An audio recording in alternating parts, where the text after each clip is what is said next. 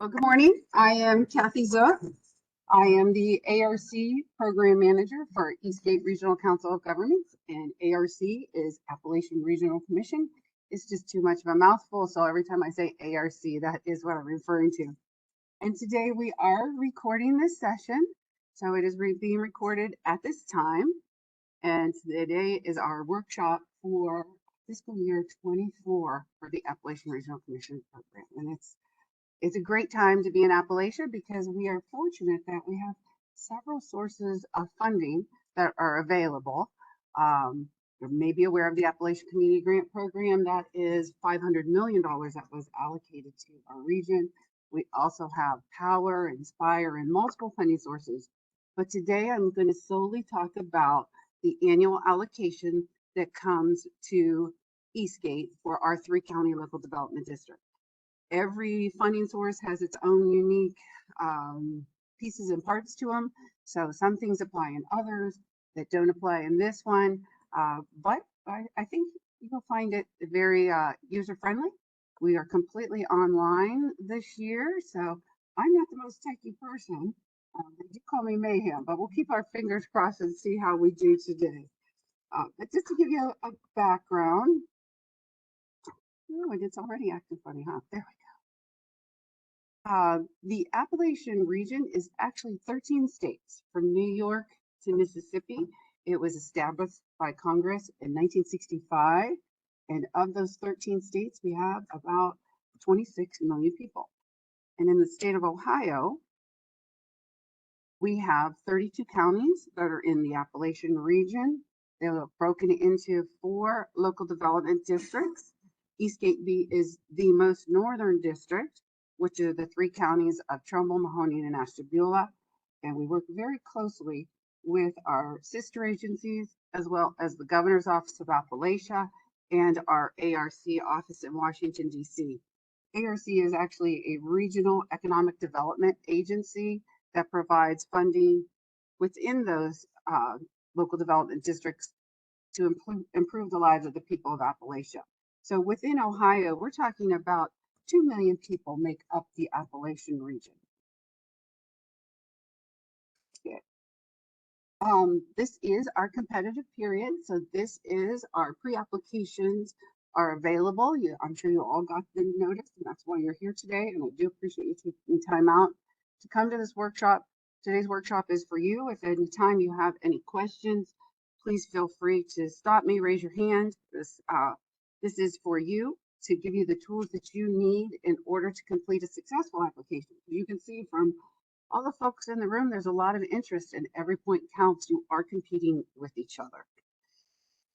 Eastgate is here to assist you, and we do make ourselves available. If there's at any time you have a question, you're welcome to contact me. We can also do one-on-one sessions if you want to come in and just talk about your project, see how you're progressing, and we will take a look at your application and offer feedback as well.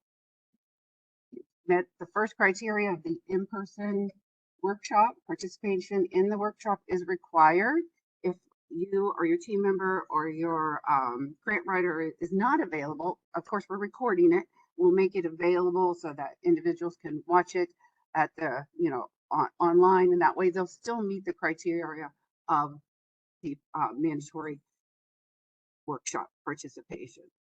And then, of course, the applications are going to be due electronically on May 18th. You submit them online to my attention, and I will in return send you a confirmation that your application was received. If you don't get that confirmation, then please call me, because we want to make sure that after you do all the work, that it is counted. And then when you're sending your application, it's one single PDF complete application. Do not send multiple attachments. And for those of you who have applied before, you will hear me say this several times. You could probably say it with me, but this is a reimbursement grant. So please do not break ground to go out to bid or make a purchase of any of the items related to your grant request. Otherwise, you will have made yourself ineligible to receive funds. As a reimbursement grant, you can't incur the cost and then request reimbursement. All right. And then as far as our allocation and match and criteria, we receive about $1.2 million every year within our 3 county districts. That is state Appalachian and federal ARC dollars. The amount is determined by Congress, and generally they won't let us know that firm dollar until their budget is passed. So we know in the fall, around October, what our allocation is. But that 1.2 has been pretty tried and true. So we'll just, as we score your competitive applications, we will be able to fund as many as we can until we reach that 1.2 million. And ARC is very generous as far as what you can match with. We are one of the few agencies that you can match federal dollars with federal dollars. The only exception to that is you cannot have 100% federal dollars in there. It would have to be a maximum of 80%. And that you can also match with state funding, your local funding, and your private funding, like from nonprofits or foundations. And depending on what your project is, we'll get into this a little bit in a few minutes, you can request up to $250,000 and $500,000 in some. Now, within Appalachia and our district, both Trumbull, Mahoney, and Ashtabula are what we call at-risk counties. So your match is 70% in grant at a maximum, 30% in one of those categories that I just mentioned. But I would say that when you're applying for ARC funds, think of us as the last funder in the pot. We're last in to fill a gap of an unmet need. So what that means is this is not for feasibility studies or for planning. This is for tangible projects. You know what your total project cost is. You've got your funding commitments in place. You're ready to go, and you just are applying to us for that last bit of funding to get you over the hump there. In order for a project to be funded through ARC, of course, you have to meet one of our 5 goals. They're pretty broad, and I'll give you some examples, but we want projects that support our businesses and entrepreneurs so that they can create and retain jobs. And then also we want to build Appalachia's workforce. So for that, we're looking for projects that create a healthy, skilled, well-trained workforce. These would be projects that maybe your healthcare system needs to expand their emergency services. They can look to ARC for funding for equipment for that. Maybe you have a telemed project, or maybe oncology or mammograms, those types of things. That is creating access to healthcare. Those are types of things we can fund, as well as workforce training that fits within like the educational system, whether it's career, colleges, universities, and that's where you would fit in for the goal 2. And then of course, infrastructure. So that is the water, sewer, broadband, and access roads category. And then building our regional culture and tourism. And then the last is building community capacity and leadership. Great. As far as eligible applicants, that would be our political subdivisions. And for that, your counties, your villages, municipalities, that nature, educational institutions, that is what I just mentioned, your school districts, the career centers, colleges, institutions. And then as far as public institutions, that's our port authorities and our libraries. And then of course the nonprofit organizations, so pretty much the only one I didn't mention there is the for-profits. You may have noticed that. We certainly encourage public-private partnerships, but they just cannot be the direct applicant. Okay, so 3 types of projects that we fund. We break them into construction, non-construction, and access roads. With ARC, think of it as projects that you can see, feel, and touch. And they also need to be sustainable, because ARC is not going to make an investment unless they know that your project will continue beyond the first year of investment. So if it's a construction project, so it's just infrastructure, one element that the state has become very stringent on, very strict, is if you're doing a sewer line and it requires a permit to install, which of course we know requires PTI. You cannot submit your application for ARC until you have the PTI for that. And you don't have to have the PTI in the pre-application, but you will have to have it in the full application. If you do not, then your project will not move forward, and that funding will go towards another project within the district. And then we have our non-construction projects. That's your equipment, supplies, things of that nature. Again, the tangible things. And then, of course, we have access roads. And access roads must have job creation and job retention in them. They do need to follow the federal criteria, such as the Federal Highway and Title 23 and NEPA, but it does not have to be on the federal aid system. So if you have an access project, please let me know. That's a separate product funding. It comes from the Governor's Office of Appalachia. That's a $1 million pot. That is in addition to the 1.2 million that's allocated to our district. So now we have to talk about things that is not a fit for this allocation. And that would be like traffic signals, flood mitigation, your bike trails, public safety related projects such as 911 and things of that nature, road maintenance, and parking lots. I know all of those things are important. It just doesn't fit within this category. And then the match requirement, which I just mentioned, yours is 70-30, 70% in grant funding with a maximum of 250,000.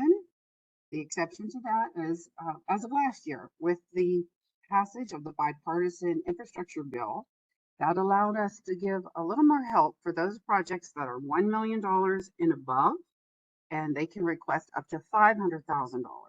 Now, construction is not always infrastructure. Infrastructure is that water, sewer, broadband, and access roads.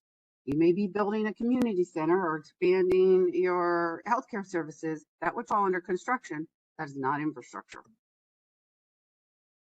And then we always give this a notation. As a grantee, if you are requesting 150,000 and above, as the local development district, we may change your request a little bit. So it depends on how much funding we have and the number of projects. So it may be adjusted upward, which I know Ashtabula was lucky for that this year. They got a little more because we got extra money, or it may be requested, or it may be moved downward. Okay, so I just want to reiterate that Eastgate is here to assist you during this process. And if you want us to review your proposal, give you feedback, we can do that. We can answer your questions. Please send me an email or give me a call. I know I'm really outside the office a lot these days with that Appalachian Community Grant Program. You know, it's kind of bouncing all around, but we will get back to you in a timely manner. And like I said, this is the competitive portion. So you're probably wondering, well, what makes a strong application? And I can help you out with that. First of all, the scoring criteria is in your booklet, and that's on page 15 of the instruction booklet. There are 200 points that are in the pre-application. And again, so we're last money in, fill in the gap. So you really need to provide all those attachments that we're requesting. And by doing that, you're providing the documentation that tells us what your project is, who your funding sources are, how they're committed, and certainly we also want to see that there is public support for your project. So those support letters, whether it's on the public sector or the private sector, having all of that information, which is requested in the application, will give you a stronger score. Certainly following the proper format. That project proposal summary is a 2-page maximum. So please don't give us 3 pages because we're not going to accept the 3rd page.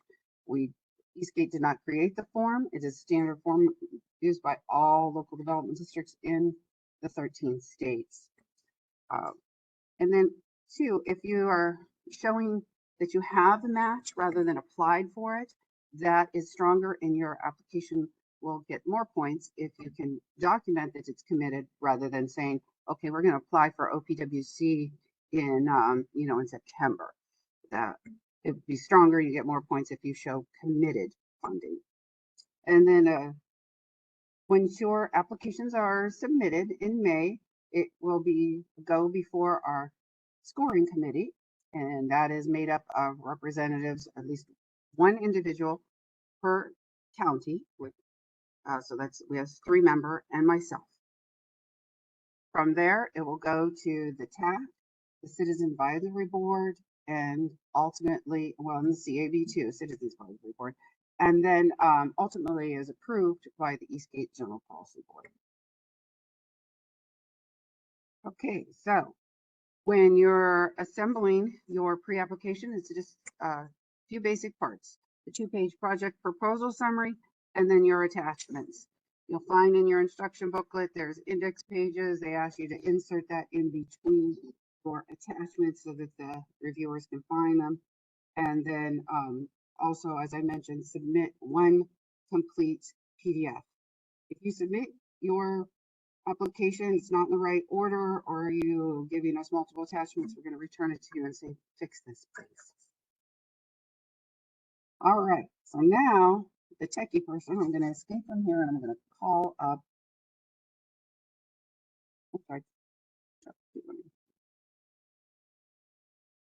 As I said, I'm not the most tech oriented. Okay. That's good. Okay, we persevered. We got the application up, so this is good. This is the project proposal summary that I was referring to. And it is a standard form, it's interactive. I'm not going to go over each and every piece here, but I'm going to give you some pointers. Get to my, okay, so basic one, the title. Please be clear and concise. Tell us exactly what your project is. If it is a water line extension, say that. If it's a sewer, say that. If it's workforce development, say that. Please don't take 3 lines to tell us what the title of your project is.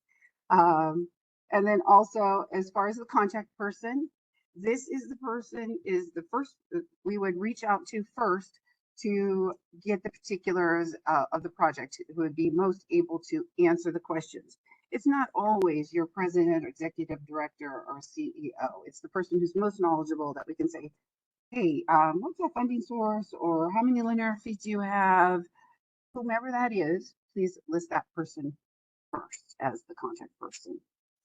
And then also on the county designation, you can find that on page 5 of the instruction booklet, but as I've mentioned several times, that is at risk. So just tell us this area that you're serving and tell us that it is an at-risk county.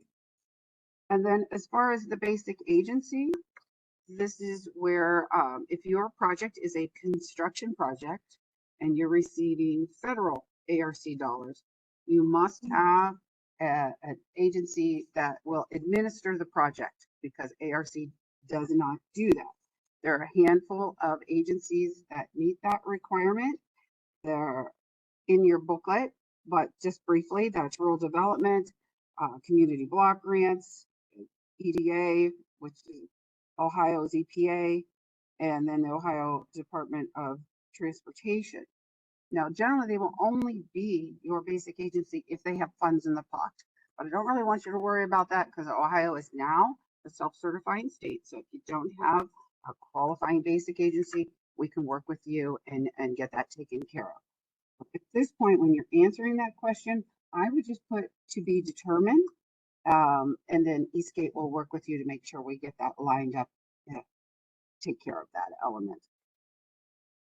Okay, then for some reason 6A and 6B tend to give folks a little bit of grief, and that's just our state goals and our federal goals. I'm gonna move on down here, and you get this, I should say, okay, pages 8 through 11. That is going to give you more detail of what exactly I'm telling to you at this time. Joanne, do you have a question? Yes. It would have been, it's on the Eastgate website. It was in the announcement that you probably received to tell you about this. And so it has the booklet, instruction booklet, as well as the fact sheet on there. Sure. Now, when you're filling out the state goals, let's see if it'll open.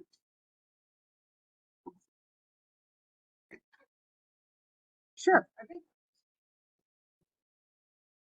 it says it kind of lumps the federal and state together.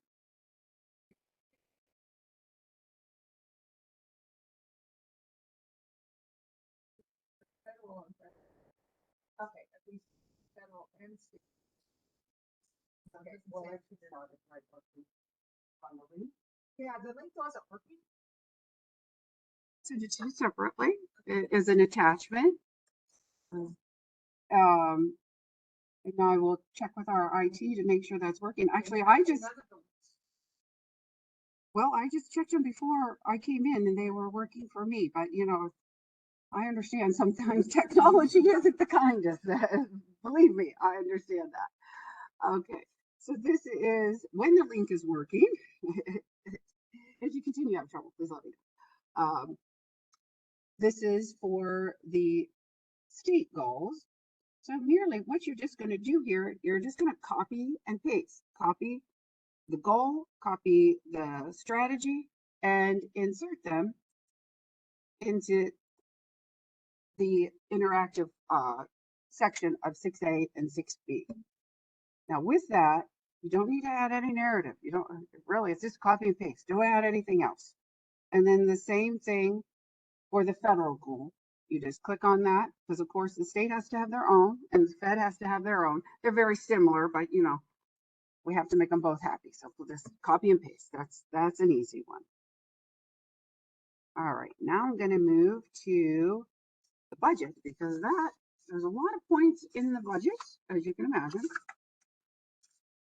And I'm going to go down here. This is number 8 on that interactive form. And here's a sample of what we're looking at.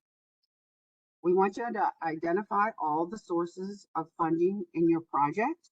So, of course, you're going to be applying for ARC funds. Tell us the amount that you're applying for. Now, round that up to the nearest hundredths, please. Don't tell us you want, 275,304. Round that off to 300,000 at the end, or 300.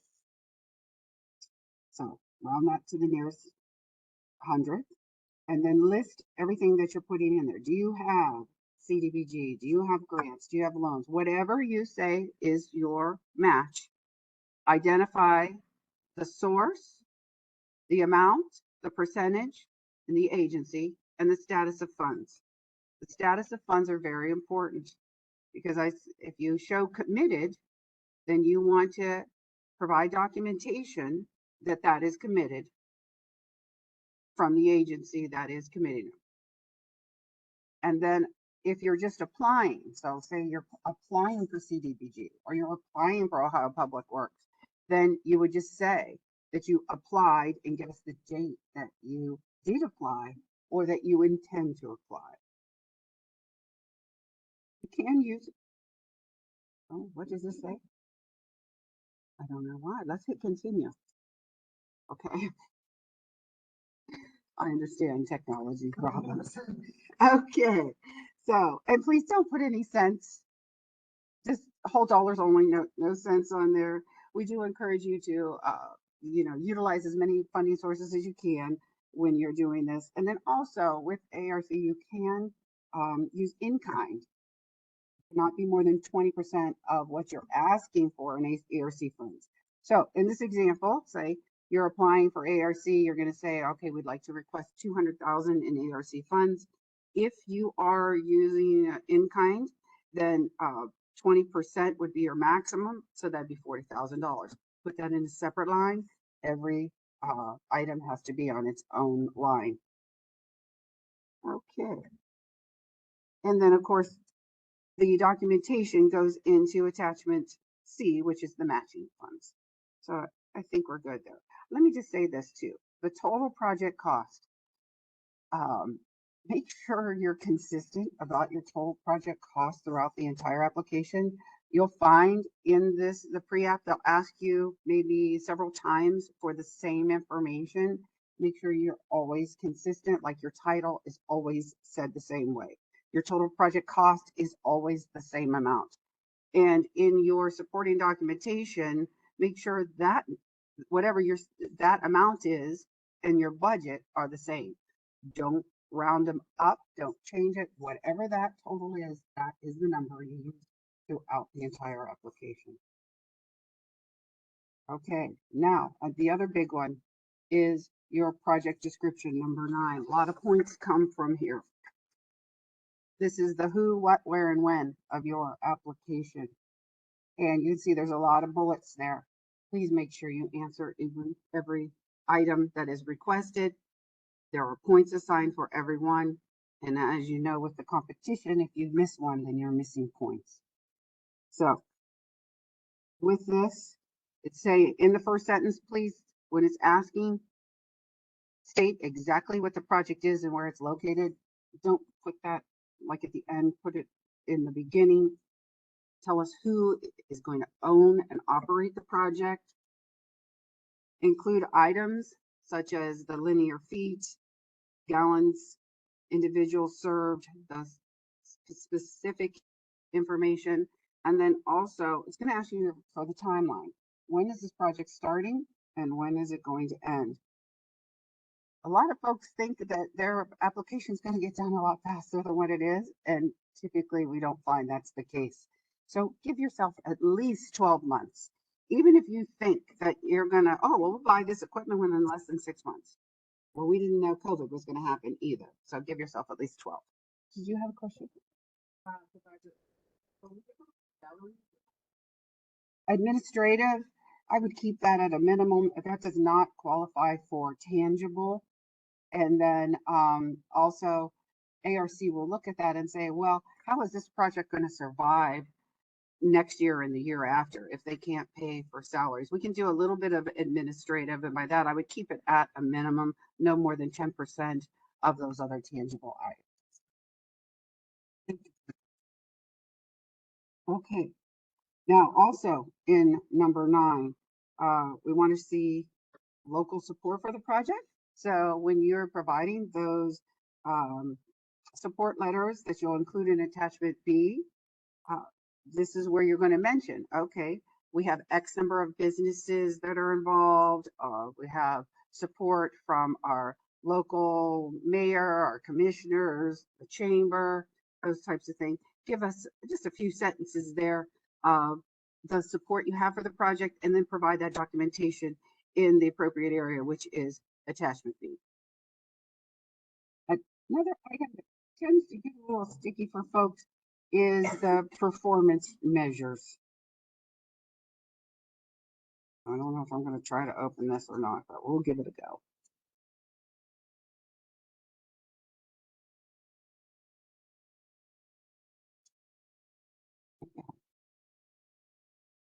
Okay.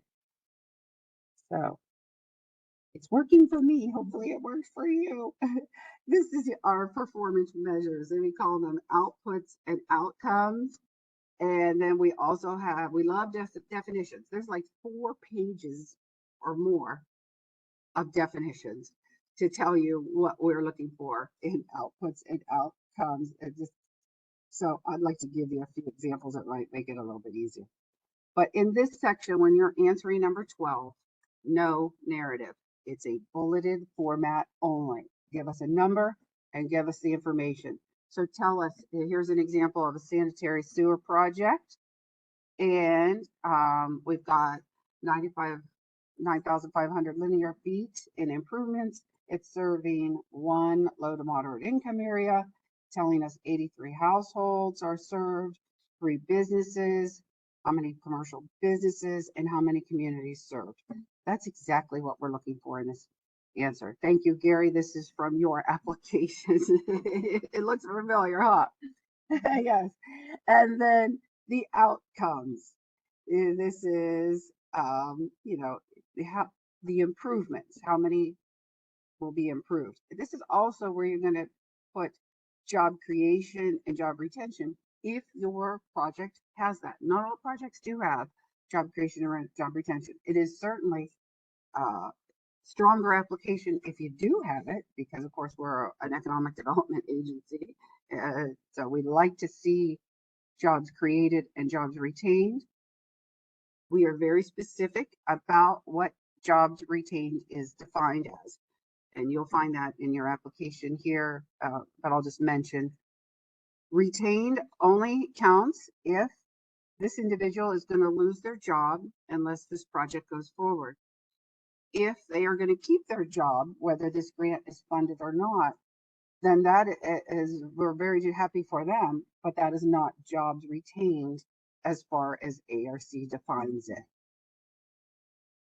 And then, of course, if you have job creation and job retention, you need to provide supporting documentation from the employer to verify that number. And then if you have a workforce development project, an example of the outputs and outcomes would be, again, the community served, how many students or workers are served. In this example, it's 60, 8 school districts served, 20 businesses served, and 15 organizations served. And yes, you will say served at the end for every item there. Now you may notice we have 60 students and workers served, but in our outcome, we have 50. And that is because not everyone who starts finishes. So the outcomes can be a smaller number than what you have in your outputs. But in general, if you have any questions there, go ahead and take a look at that, the handout. And if you still need further guidance, please feel free to give me a call. So that's taking care of the project proposal summary. And now it's just a matter of your supporting documentation. Again, for attachment A, that's you're verifying your total project cost. If it's a construction project, such as a water, sewer, and infrastructure there, then you would need to have like professional engineer verification on that. If it's a non-construction project, tell us how you reached that request. So if you're looking for equipment, supplies, things of that nature, then we'll want to see an itemized list and whatever that total is to verify what you're showing us in the budget section. Okay, so now is our support letters that we talked about, and here's where you're going to find the definition of job creations and job retained. If you're getting those support letters from the public sector or the private sector, these are the items you want to touch on. Make sure it's on company letterhead, dated, says the project title, and is signed by the appropriate person. Okay, now matching funds. I think we've talked about this enough. You're probably tired of hearing me say that. Just provide that supporting documentation to verify the number. Make sure that number matches what you have in your budget. Again, on proper letterhead. It refers to the title of your project and how much they're contributing. That amount, not percentage, the actual amount, and then signed by the appropriate person. Then attachment D is your mandates and compliance letters. Not everyone has this, but if you're maybe, it's a health situation, you might want to get a support letter from your Board of Health or the Ohio EPA. If it's a consent decree or something like that, you want to let us know, provide that. Just what other documentation you feel that will support your project request. And then, of course, is the timeline, which is our start and end dates. And granted, I know this is mostly for construction, but if you have a non-construction project, you can, you're not going to advertise for bids on that one, that's for sure, but you still need to give us a start and end date. Make sure your project does not start before award. And by that, I mean, don't go out to bid before you get the award letter. So that would be, I would look at like, I wouldn't go out to bid any earlier than in May or June of next year. This is 23, so that'll be 24. The timeline when you're applying for ARC, this is the competitive portion. So we will let you know which projects are moving forward, generally around July. And then you have, then you're invited to complete a full application. We'll request full applications usually around October or September, and then they would be able to do October, November We don't have a firm date because again, we're wanting to know what our allocation amount is, but generally takes about 3 months to review your full application. So if you're submitting it in November, that takes us to February before at the earliest you would have notice. I will tell you, state funding gets approved federal funding. So federal funding can take longer. You could be as late as July for that. So that is the information that I have for you today. I've certainly been talking a long time. I'm willing to take questions. And Flavia, looks like you're first. And that's also the application too. Okay, this is the competitive period. Your applications on the pre-apps are due on May 18th. It will go before the scoring committee, TAC, General Policy Board. So we would have that approval. July is the target month. From there, we announce now this is the full application period. We'll have another workshop. We'll have the folks come in. We would ask, we got to give you time, of course, to do that. So it's usually October, and then the full applications are due in November. And then from there, it starts the review process. And I'll just tell you, with the Appalachian Community Grant Program, it's great to have the funding, but it's really slowed down the application approval process this year. State grants are always scored before federal grants. So that's why we're saying this project timeline, you really cannot go out to bid until May of 2024. If that timeline doesn't fit for your project, then maybe we have to look at applying next year or may not make it in this funding cycle at all. Question? No, I'm glad you asked that question. I talk about state and federal. As the local development district, it is our discretion to assign state or federal funding to your project. Applicants do not have the ability to request state Appalachian versus federal ARC. So when you're applying to Eastgate, you're just applying for ARC funding and we'll assign state or federal.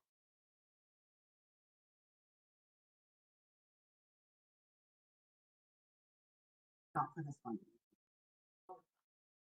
Like Power and Inspire.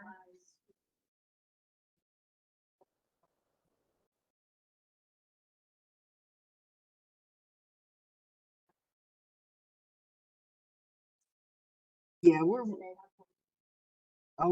I would say so. Power was $70 million. Arise is, yeah. Though those funding sources are higher dollar volumes, like Power. We just closed those this week. They work closely with the local development district, but that goes directly to the ARC office.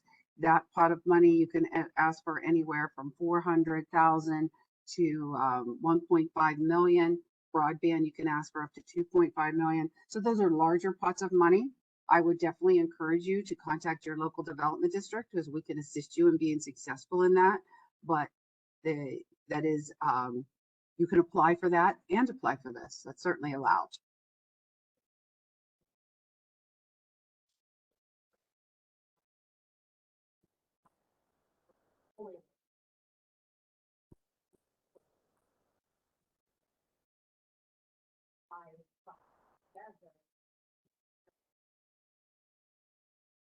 That's another good. I would say this. This is funding for economic development. It is not a capital improvement program.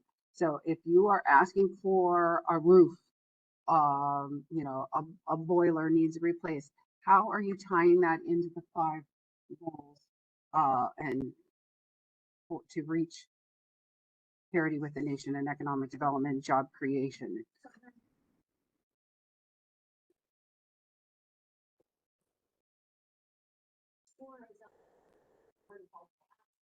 Yeah.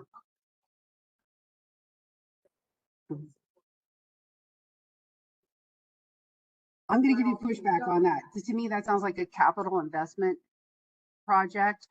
If you are tying that into, maybe you're having educational services and workforce training at your location, and you need maybe some computers or equipment for that, and maybe you need to upgrade your, your restrooms to meet ADA capacity to serve those individuals in the community. So they're coming for arts, culture, training, education, and workforce development.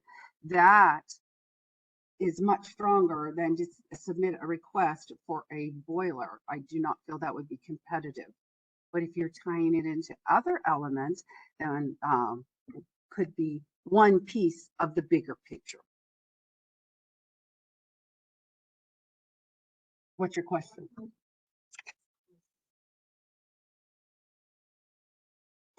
Tourism? Sure, I can give you some great examples. We've been very successful with that.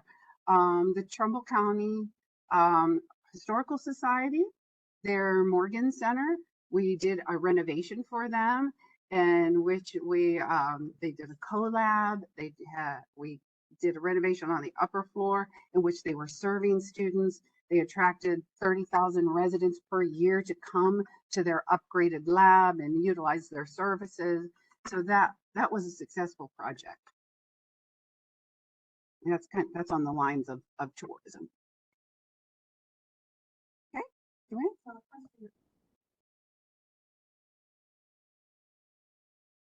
it can be renovations, yes, definitely. And a lot of times that's easier to do a renovation than new construction, because a lot of times then you're starting to get into, environmental issues and things like that too. But we can work with you.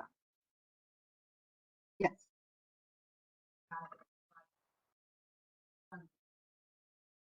Mhm. Yes. That's what I really enjoy about this program, is because we can have, well, first of all, the minimum request is 50,000. We can have these small projects requesting $50,000, and they have a huge impact on the community. So large or small, it does not matter in the scoring criteria, because everyone has to, have that supporting documentation, the match funding, and so it doesn't matter if it's large or small. They have to do the same work, whether it's large or small. So I encourage the larger, but yeah.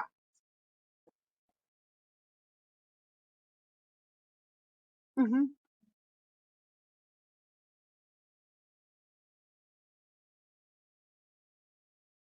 Well, actually, it's to the state of Ohio for the 32 counties of Appalachia that goes through, we'll say GOA, Governor's Office of Appalachia. I know they're backed up on that, but fiscal 24, we should have another opportunity. We work very well with our sister agencies, and if we've had a couple of projects over the past years, and then if OVRDC, Ohio Valley, they're the folks that just east of Cincinnati, it's like, well, we haven't had an access road project, Eastgate. Can you let us have a turn? So we work well that way. But if do you have a project in mind for an access road? Okay, yeah, that we'd like to see a project come through on that one. We haven't had one in a while, so I think we're due. Okay, yes, Pat.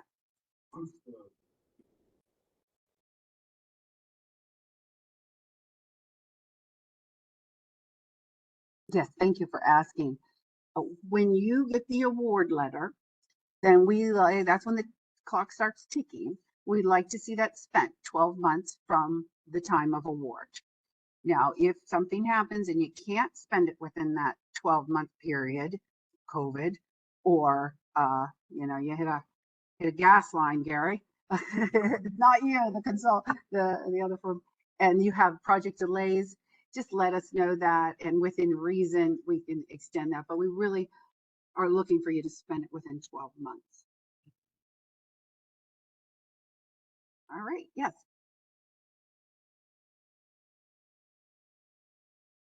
Yes.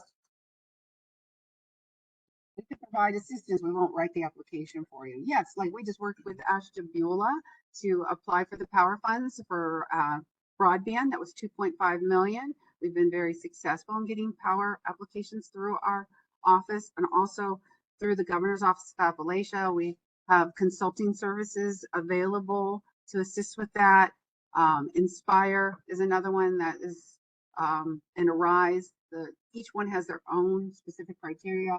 Arise is a multi-state economic development project, so you have to meet that criteria as well.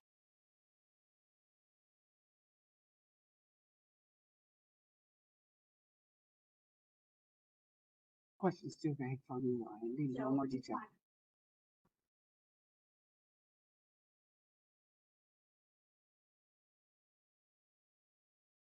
They have in the past on the federal side for community centers and so forth. It has to be owned by a nonprofit, can't be owned by a for-profit. So whether it's a government entity, yes, they have done that in the past. Not this allocation though. Yes.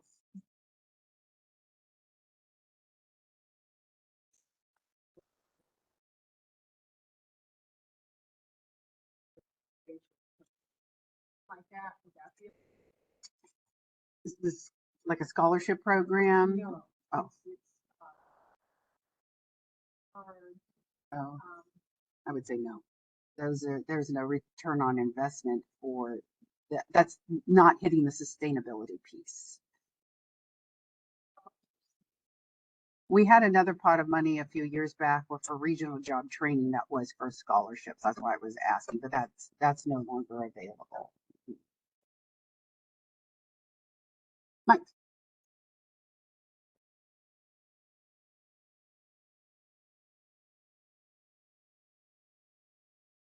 Yes.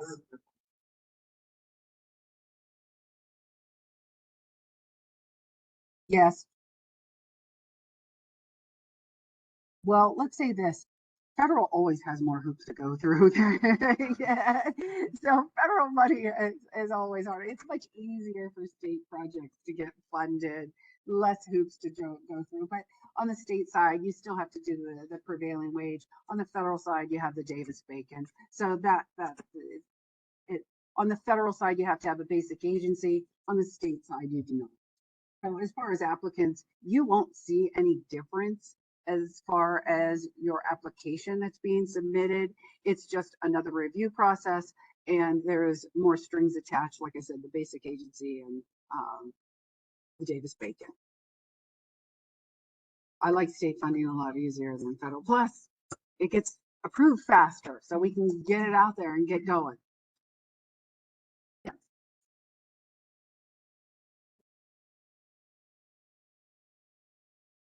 Somebody asking? Mm-hmm.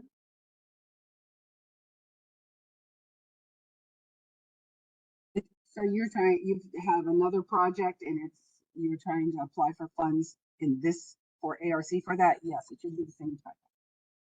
Thank you. I appreciate all the questions. This is good. I know it's a lot to take in. I live and breathe it every day. So, you know, it's a little bit different when you're sitting on the other side there and maybe you've never heard of the ARC program before. This allocation, we want to use every dollar and have good projects come through. So please feel free to reach out if you have any questions. And like I said, we'll record this if you want to see it again. But we're here to assist you. Is there any other questions? Okay, then. Thank you so much.